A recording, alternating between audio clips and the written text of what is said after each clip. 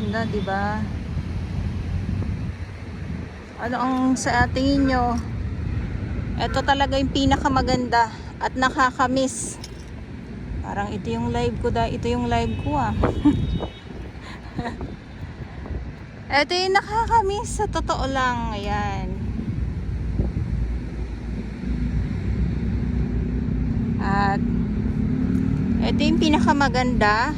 Maganda sa ating mga mata. Maganda sa paningin ng iba na ayaw ng ganito. Okay? Kasi ito ano nabura na at saka kinaskas or ano bang nangyari dito sa ano.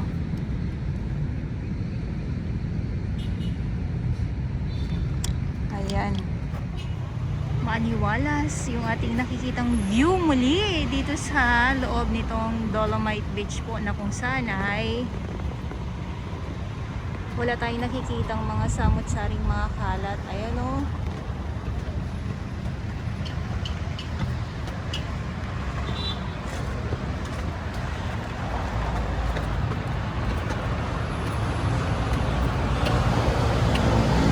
Tapos yung ating mga namamasyal ngayon dyan sa loob nitong Dolomite Beach, kahit na medyo mainit, hindi medyo, talagang mainit po, maalinsangan,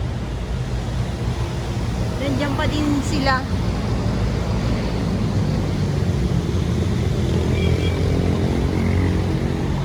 At may ano, may dayuhan na naglalakad. Yung naglalakad na yan ay foreigner po yan. Ayan. Dahil nga po ay bawal pong magtampisaw, bawal pang maligo. So yung ibang mga dayuhan dito sa loob nitong Dolomite Beach ay naglalakad-lakad lang, o kung hindi naman ay nagpapainit sila, nagbibilad kumbaga.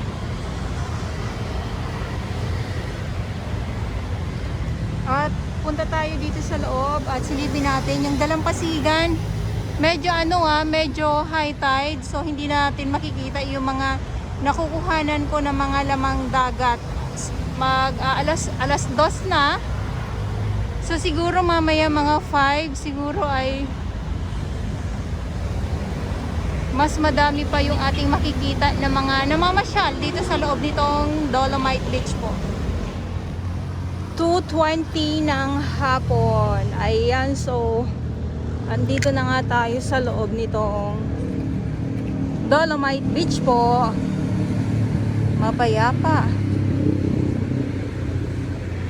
Payapa ang ating ano, yung ating nakikita.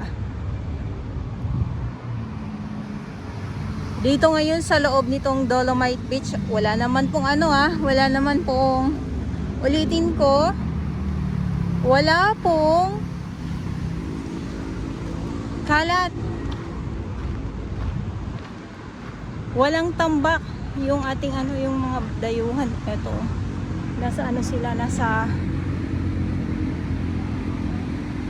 likod ng ano, nitong mga kabatuhan.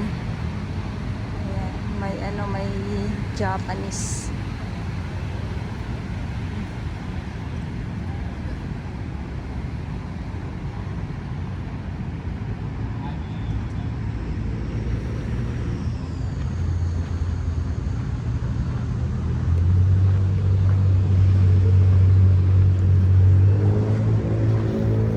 Sila bossing.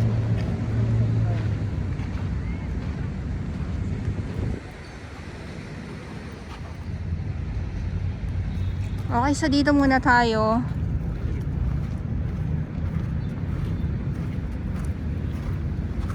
So dito naman sa may view nitong Paeston, nitong Dolomite Beach ay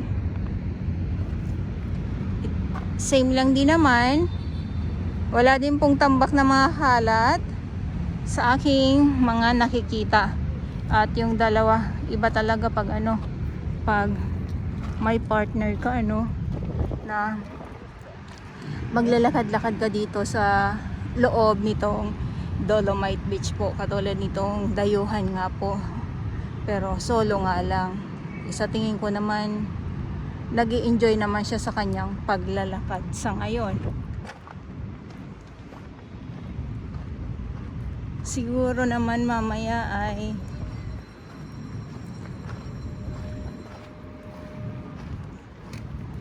mas maganda yung makikita natin na sunset. Kasi nga ay hapon at saka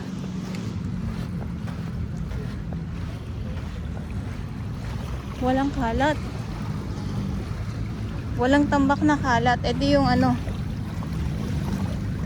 Ito yung dalampasigan.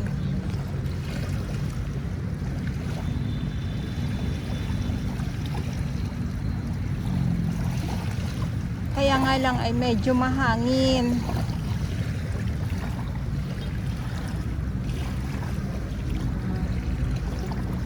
Yung mga isda na mga maliliit. Ayan ha.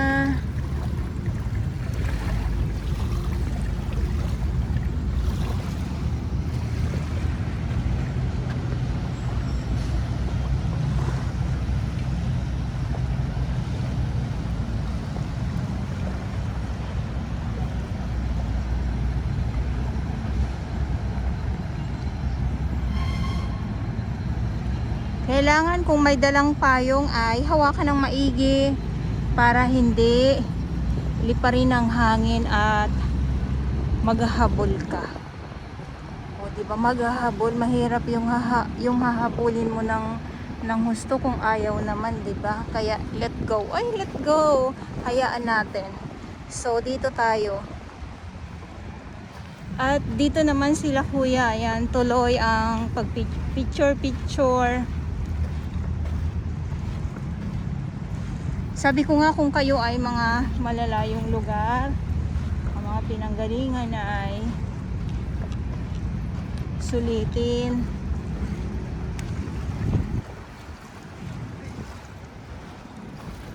Ang pagpipicture at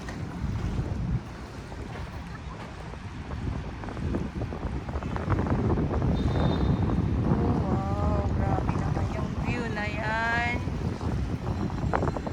Lakad muna tayo dito.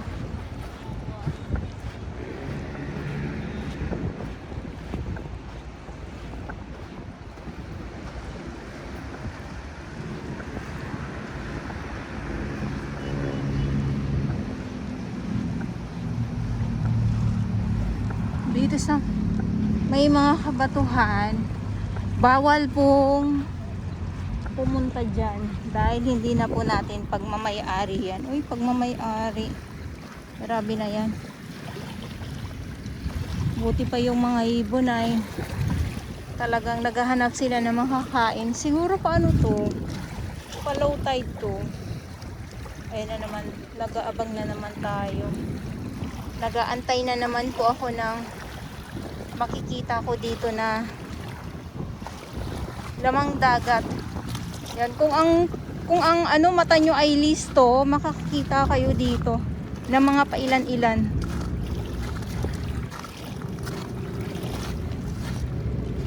Ay paano pa low tide nga. So, siguro mamaya, oy mag-aabang na naman ako. Ito ay geotextile po ito. Yan. Geotextile na kung sana ay dyan po kumakapit ang mga tahong at mga bahong. Or kung hindi naman pugad ng mga ano ng mga ayun oh, mga isda na mga maliliit. Ang linaw, di ba?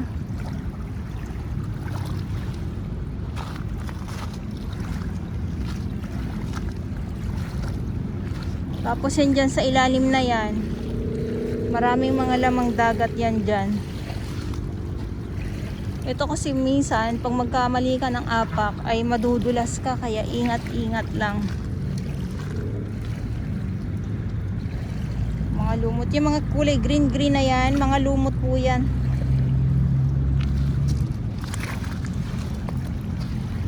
Ayan, geotextile. Wala pa pong 3:00. Dito talaga. Madami dito.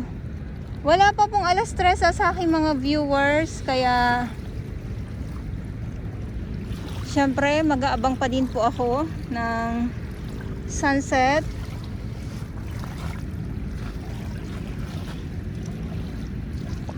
Tapos ito naman yung mga kabatuhan na yan ay may mga talaba naman o sisi ang tawag dyan, ewan ko po. So dito naman ayan, yung mga kumukulo-kulo, yan naman po ay mga isda naman hanggang doon.